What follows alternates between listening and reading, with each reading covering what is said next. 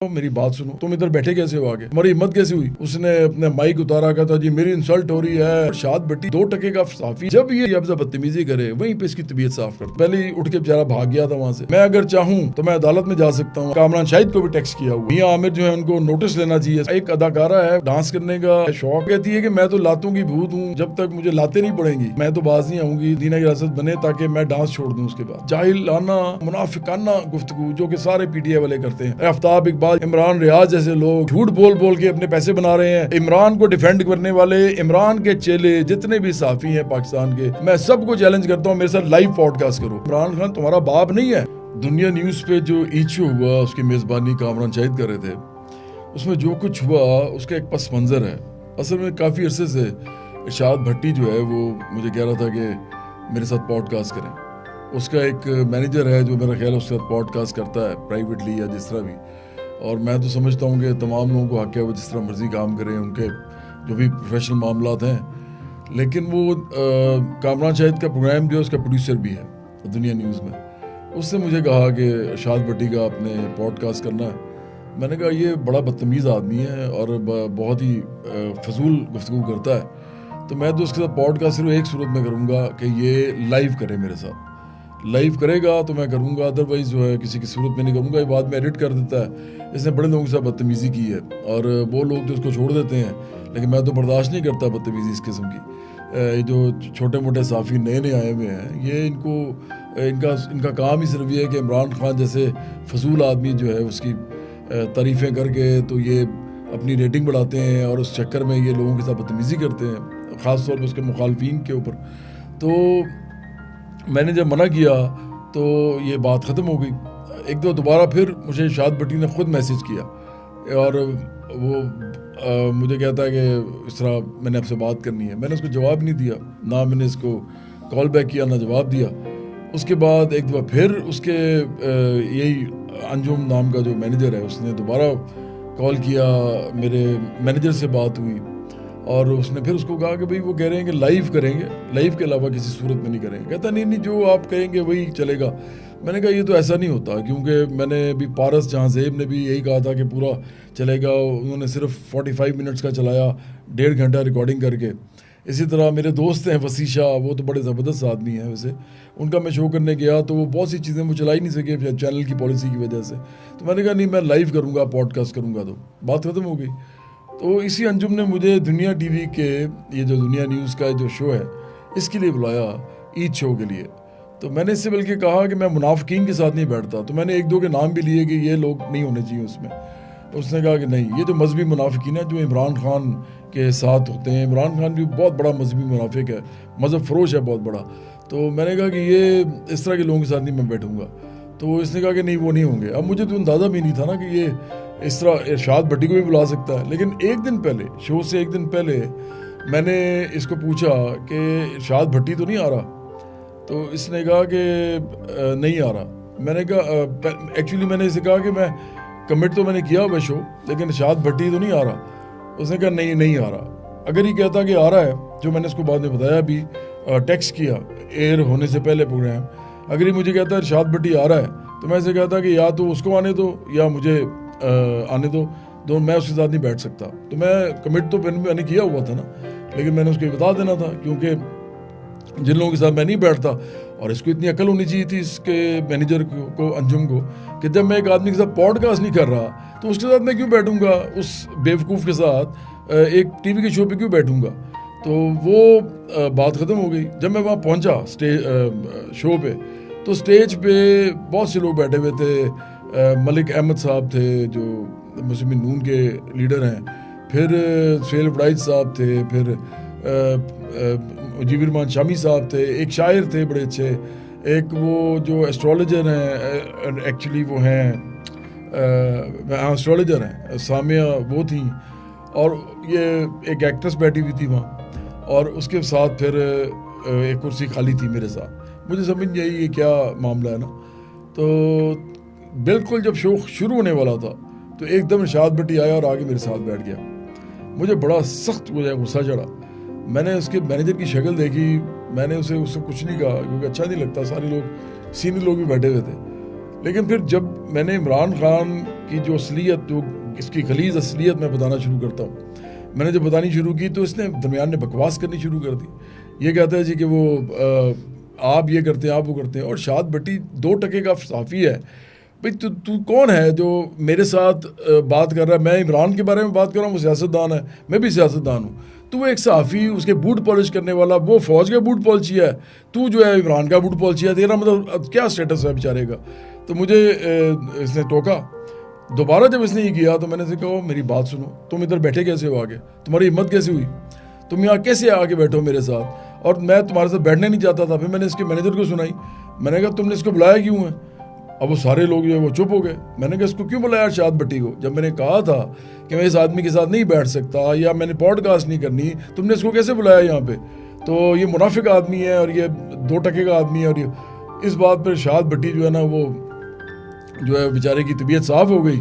उसने अपने माइक उतारा, कहता जी मेरी इंसल्ट हो रही है, मुझे पता नहीं क्या क्या कह रहे हैं, और माइक उतार के चला गया। मैं बैठा रहा वहीं पे। थोड़ी देर के बाद मैंने देखा कामरान शहीद भी उठ के चला गया। उस वक्त मुझे पहली दफ़ा एहसास हुआ कि इस सारे मामले का कामरान शहीद को पता है। अब कामरान शहीद को मैं ना अपने छोटे भाइयों की तरह समझता हूँ। पहले भी इसने एक दफ़ा छोटी सी शरारत की थी। मेरा अबरार का और शहजाद का एक शो था, तो वहाँ पे अबरार लोग बेवकूफ़ाना जाहिलाना गुफ्तगू कर रहा था, जो कि हमेशा करता है। तो शहजाद ने बल्कि मुझे इंडोर्स किया उसमें, उसने मुझे सपोर्ट किया। लेकिन कामरान शाहिद ने उसमें ऐसा हुआ कि वो एक स्कफल सा हो गया। और इसने क्या किया कि वो मुझे कहता है कि मैं वो चला दूं। मैंने कहा मेरी तरफ से जो मर्जी चलाओ, मैं तो जो बोल के आता हूँ वो ओन करता हूँ। इसने अबरार से पूछा, उसने कहा ना ना ना ना चलाना, प्लीज़ ना चलाना, ना चलाना। ज़ाहिर बात है उसने फ़ंड लेने होते लोगों से, तो वो काम ख़राब होता है उसका। तो मैंने बहरहाल कामरान शाहिद को कहा यार चलाओ, मुझे कोई फ़र्क नहीं पड़ता। तो शहजाद ने मुझे नहीं पता क्या कहा, उसने फ़ोन भी किया शहजाद को कि नहीं, लेकिन खैर वो शो चल पड़ा। और उसमें भी वो जो भी गुफ्तगू थी वो सब लोगों ने देखी। उसका भी एक ऐड चलाना शुरू कर दिया। अभी मैंने कामरान को फ़ोन करके कहा, मैंने कहा यार ये ऐड मत चलाओ, ये झूठा ऐड है, मैंने अबरार पे केस किया हुआ है, तो ये बेवकूफ़ आदमी है, ये झूठी बातें करता है, इनको ये बड़े मुनाफिक लोग हैं, तो ये केस किया हुआ है इसके ऊपर। मैंने तो ये जो बात वो झूठी करके गया उस पर तो उसने जवाब देना जाके, अभी जो बाद में लिख के देना पड़ा इसको कि वो जो उसने कहा था वो गलत फहमी की बुनियाद पे था। तो आखिरकार ये इसने जज को लिख के दिया अबरार ने। तो लेकिन बहरहाल अब जब कामरान जब उठ के गया तो मुझे समझ आ गई कि अब ये कोई असल में ये इन्होंने इसको बुलाया बाकायदा प्लान करके, क्योंकि इरशाद भट्टी ने कहा होगा, अब ये दोस्ती हैं इन सब की आपस में, साफ़ी जो हैं, तो उसने कहा होगा कि देखें जी पॉडकास्ट नहीं कर रहे तो मैं इधर आगे बात करना चाहता हूँ। अपनी तरफ से वो बदले हाजी करने की कोशिश कर रहा था, जो कि ये PTI का शेवा है, ये सोशल मीडिया इनका जो घटिया किस्म का सोशल मीडिया है, गलीज़ किस्म का, तो उसके ये सारे सपोर्टर हैं। कामरान शाहिद तो नहीं है, लेकिन कामरान शाहिद ने उसको साफ़ी समझ के अपना, वो कहते हैं ना, अपने कबीले का समझ के, तो उसने उसको सपोर्ट कर दिया होगा। लेकिन जब ये सारा हुआ तो उसके दौरान ये वो एक अदाकारा है, वो उसको डांस करने का जो है ना वो है शौक़, और एक्टिंग करने का भी। लेकिन जब मैंने उसे कहा ना कि ये जाली मदीना की रियासत जो बना रहा था इमरान, तो ये तुम्हारा तो डांस ख़त्म हो जाएगा।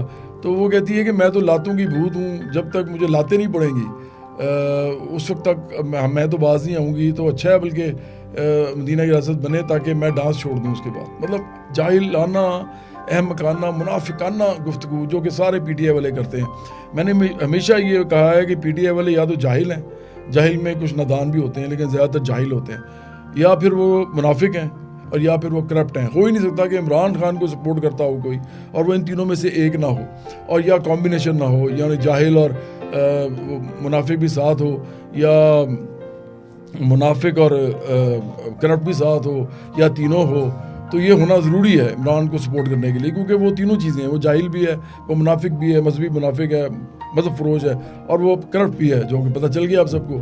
तो इसलिए वो जब ये गुफ्तगू उसने शुरू की तो उसके दौरान सुहेल वड़ाई साहब ने सपोर्ट कर दिया इस बात पे कि भाई बात ठीक है, तो मैं वो बुशरा बीबी जो है बुर्का लेती है, इमरान कहता है सर वो इज़्ज़तदार औरत है, क्योंकि जी वो घरेलू औरत है, क्योंकि जी वो बुर्का लेती है इसलिए वो पर्देदार है, इसलिए वो इज़्ज़तदार है।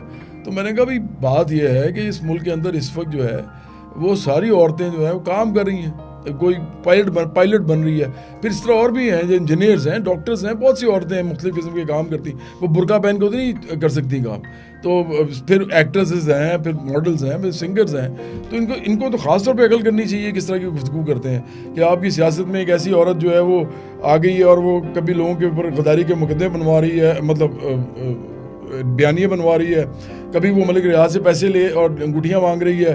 तो वो एक औरत जो है वो बुर्का पहनती है तो इससे क्या मतलब वो बहुत ज़बरदस्त औरत हो गई है, तो बाकी औरतें की इज़्ज़तदार नहीं है। बाकी औरतें जो काम करने निकलती हैं घरों से, अपना घर चलाती हैं या घरों पे सपोर्ट करती हैं ताकि बच्चे अच्छा पढ़ सकें, तो क्या वो इज़्ज़तदार नहीं होती? और क्या वो उनका अपना पर्दे का कॉन्सेप्ट नहीं है?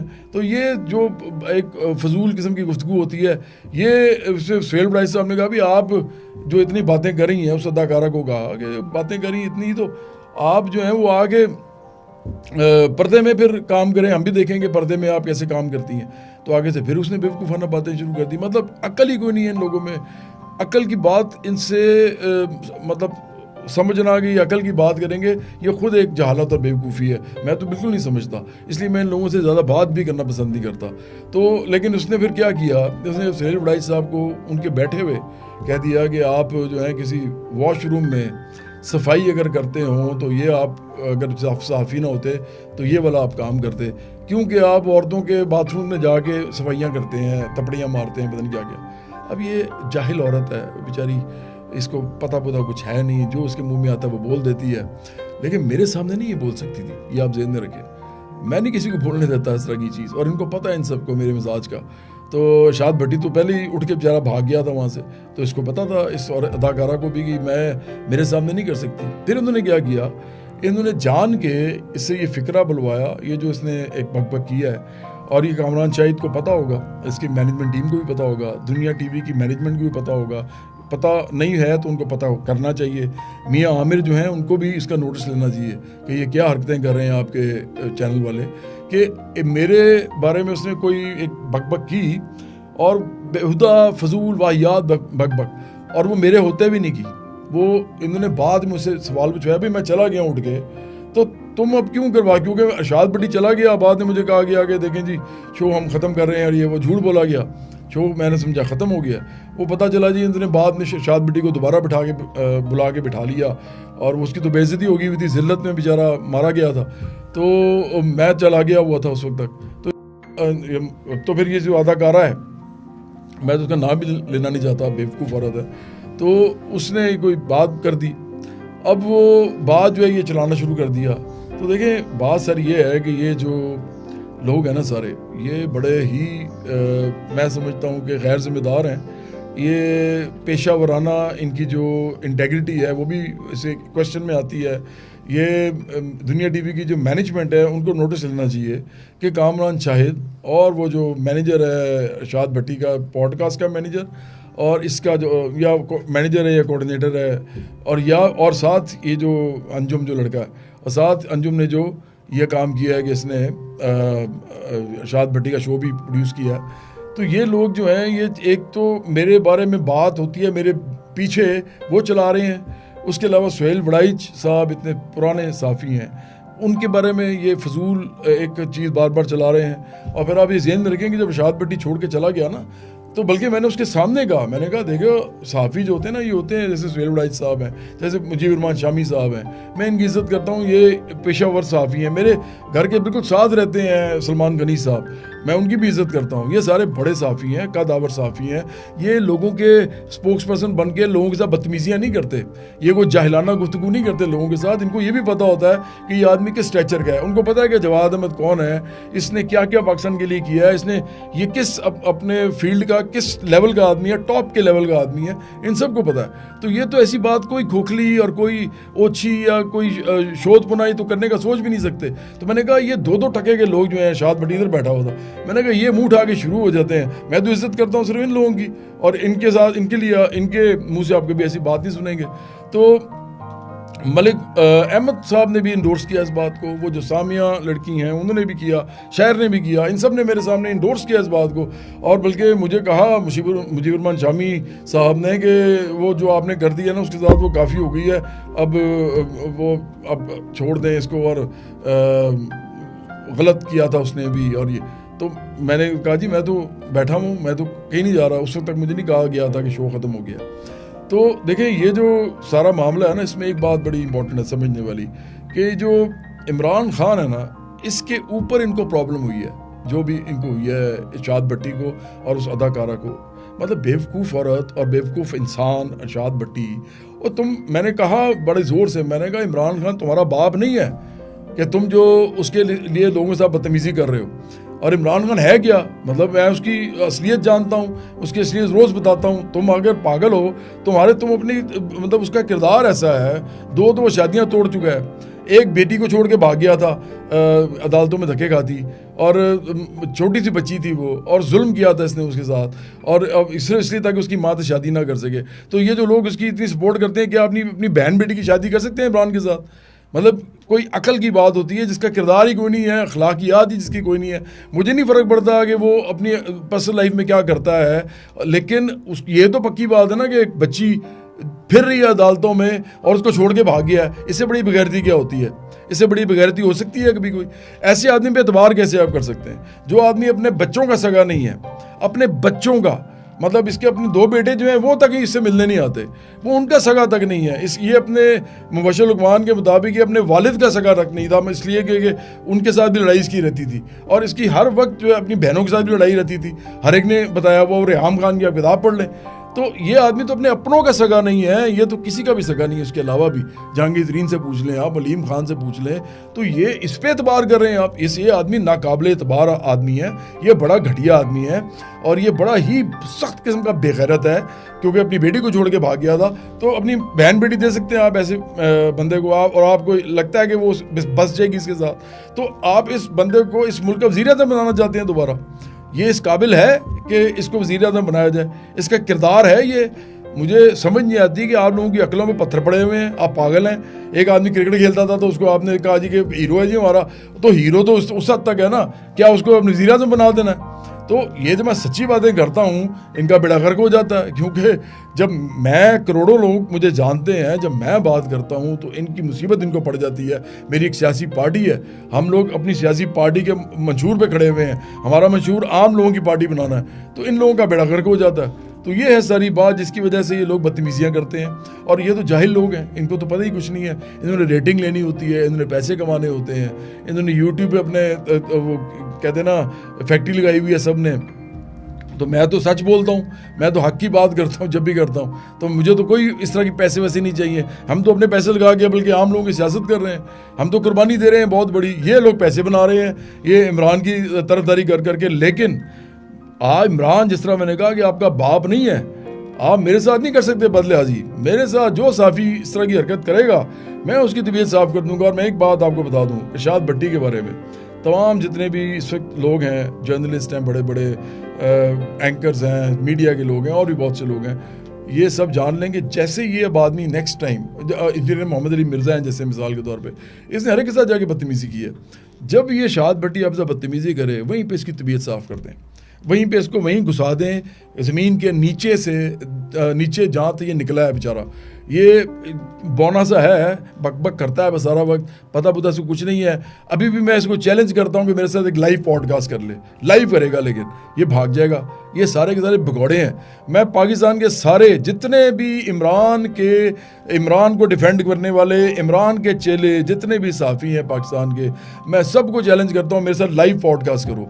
मैं देखता हूँ कि फिर तुम्हारे इमरान का क्या बनता है, मैं देखता हूँ कि ये आदमी क्या इस मुल्क के अंदर कुछ कर सकता है कि नहीं कर सकता। इसी बात से ही डरते हैं, इसीलिए मेरी ज़ुबानबंदी होती है, इसलिए ये मेरे खिलाफ गालम गलोच करवाते हैं, फोहश गालम गलोच करवाते हैं। मैं तो सख्त अल्फाज बोलता हूँ ना इमरान के बारे में, मैं तो इमरान का असल किरदार दिखाना अपना सियासी फर्ज समझता हूँ, लेकिन ये मेरे खिलाफ फोहश अल्फाज, बेहुदा गुफ्तगू करवाते हैं, ये गालम गलोच करवाते हैं मेरे खिलाफ। तो ये सारी ज़ुबानबंदी है, उसके अलावा ये रिपोर्ट करते हैं, ब्लॉक करते हैं। तो ये तो सारा ये पीडीए वाले कर रहे हैं, ये फैशिस्ट हैं।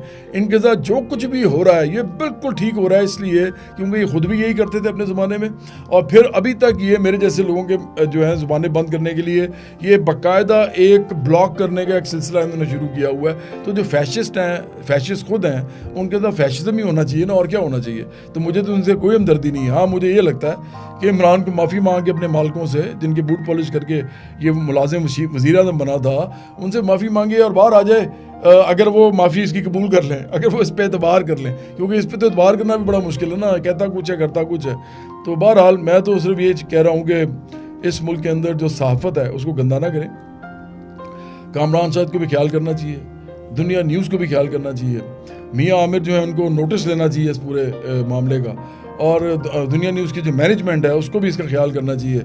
मैं अगर चाहूँ तो मैं अदालत में जा सकता हूँ आपके ख़िलाफ़, मैं एक्चुअली जा सकता हूँ, क्योंकि मैंने ये टेक्स्ट किया हुआ है इसके मैनेजर को, कामरान शाहिद के जो दुनिया न्यूज़ का जो ईद शो था उसका जो प्रोड्यूसर था अंजुम, उसको मैंने टेक्स्ट किए हमें 2, और मैंने कामरान शाहिद को भी टेक्स्ट किया हुआ है। मैंने उसको बाकायदा पूरी तफसील में टेक्स्ट किया हुआ है। ये तीनों टेक्स्ट जो हैं मेरे पास मौजूद हैं, और मैंने उनसे कहा हुआ है कि मैं आपके खिलाफ लीगल एक्शन लूँगा अगर आपने ये प्रोग्राम पूरा ना चलाया, अगर आपने इसके से हिस्से किए और उसमें से आपने कोई बदतमीज़ी की आखिरकार, तो ये सारा का सारा एक लीगल इशू बनेगा आपके लिए, और ये मेरे पास मौजूद है, इसलिए जो कि आप देख सकते हैं। तो इसलिए मैं समझता हूँ कि अगर मैं इनको अभी ये नहीं कह रहा तो इसीलिए नहीं कह रहा कि ये इस तरह की हरकतें करना बंद कर दें, आइंदा किसी इज़्ज़तदार आदमी के साथ ऐसी हरकत ना करें। इमरान खान नहीं हूँ मैं कि जिसकी जो है वो इज़्ज़त उसकी नीलाम हो चुकी हुई है, हर किस्म की गंदी और मुनाफिकाना हरकतें उसने की हैं जो वो ज़िंदगी में कर सकता था। मैं तो जो कहता हूँ वही कहता हूँ, मैं तो मदीना की रियासत नहीं बना रहा, ये बना रहा था, और ये साथ गंदगी और गलाजत का मजमूआ था इमरान जो है। तो ये मदीना की रियासत कभी नहीं बना सकता कोई, अब वो सिर्फ वही बना सकते थे जो उन्होंने बनाई थी, और वो बड़े लोग थे। ये लोग उनका नाम बेचते हैं, ये लोग मज़हब फरोशी करते हैं, और ये खुद जो है इनके किरदार इतने गंदे हैं कि जिनका कोई ताल्लुक ही नहीं है किसी भी मज़हब के या अखलाकियात के साथ, जो कि अपनी बच्चियों को छोड़ के भाग जाते हैं और ये उनको ओनरशिप तक नहीं देते। तो मेरा ख्याल है कि ये बहुत बड़ा जो है ना सबक है ये तमाम मीडिया के लिए, कि जो मैं आपको बता रहा हूँ कि इस मुल्क से ये गंदी सहाफ़त ख़त्म करें, इस मुल्क से ये जो अकल की को बात करें, ये हर वक्त तमाशबीनी ना करें। सारे टॉक शोज़ आजकल तमाशबीनी बने हुए हैं, तमाशबीनी हो रही है हर तरफ। मेरे जैसा जो सुलझा हुआ कोई बाशऊर आदमी गुफ्तगू करता है, वो ये ना तो चलाते हैं ना ये उस ऐसे बंदे को बिठा सकते हैं, क्योंकि हम बात ही फिर आम लोगों की करते हैं, और आम लोगों की बात करते हुए इनको लाले पड़ जाते हैं अपने कि यार ये पता नहीं इस मुल्क में तहरीक ना खड़ी हो जाए कोई आम लोगों की, क्योंकि आम लोगों को तो पागल बनाया हुआ है इमरान खान ने, और फिर बाकी लोग भी बनाते हैं।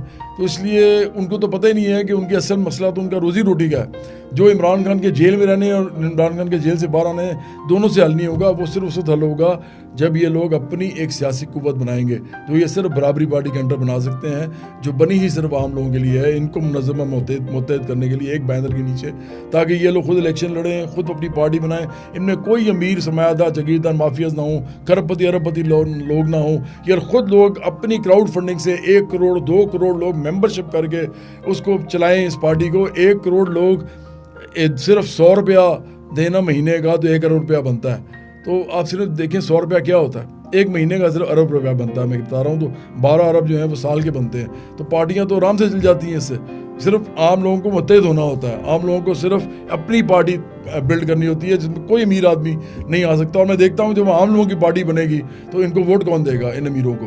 तो ये इतना बड़ा नज़रिया है कि इसे डरते हैं, ये मेरी बात टीवी पे होने नहीं देते। और ये इसीलिए हम मेरे जैसे सुलझे हुए लोगों को या मेरे जैसे जो पढ़े लिखे लोगों को ये टीवी पे नहीं बुलाते, और सारा दिन ये बदमाशियाँ भी करते हैं, तमाशबीनी भी करते हैं रेटिंग के लिए। ये हर किस्म के गंदी हरकतें करते हैं, वाहियात गुफ्तगू करते हैं, बेहुदा गुफ्तगू करते हैं। पूरा का पूरा जो मीडिया है वो गंदगी से भरा हुआ है इस वक्त, हमारा गलादत से भरा हुआ है। और ऑडियंस जो है वो देख रही है बेचारी, घरों में बैठे हुए मर्द औरत बच्चे सारे जो है इससे इफेक्ट हो रहे हैं, और उनको शर्म नहीं आ रही। आफ्ताब इकबाल जैसे लोग, इमरान रियाज जैसे लोग ये झूठ बोल बोल के अपने पैसे बना रहे हैं यूट्यूब के ऊपर, और इस मुल्क का बेड़ा गर्क हो रहा है। तो मैं समझता हूँ कि इस वाक़े से सबक लेना चाहिए तमाम लोगों को। जो मैंने आपको बताया है वो बिल्कुल उसी तरह है जिस तरह सच होता है और हक होता है, इसमें एक बात भी झूठी नहीं है। और ये तमाम लोग जो हैं जिनके मैंने नाम लिए हैं, ये अपना जो है मुहासबा करें। ख़ास तौर पर शाद भट्टी जो है ना, ये कोई अकल करे। मैं तुम्हारे ख़िलाफ़ नहीं हूँ, लेकिन तुम कोई अकल करो, इस तरह की हरकतें करना छोड़ दो, बदतमीज़ियाँ बदलिहाजियाँ ना करो। तमाम जितने इमरान के वो सहाफ़ी हैं जो इसको जो जिनका इमरान बाप नहीं है लेकिन वो उसके लिए बकवास करते हैं लोगों के साथ, तो उनको भी मैं ख़बरदार कर रहा हूँ कि मेरे साथ अगर कभी किसी ने इस तरह की हरकत की, जिस तरह उस अदाकारा ने भी मेरे सामने ये नहीं कहा जो उसने बकबक की है, तो मैं तो उसी तरह पेश आऊँगा जिस तरह मैं इरशाद भट्टी के साथ पेश आया था, और जिसकी वजह से उसको वहाँ से उठ के जाना पड़ा क्योंकि उसको पता था कि अब उसके साथ बहुत बुरी हो रही है।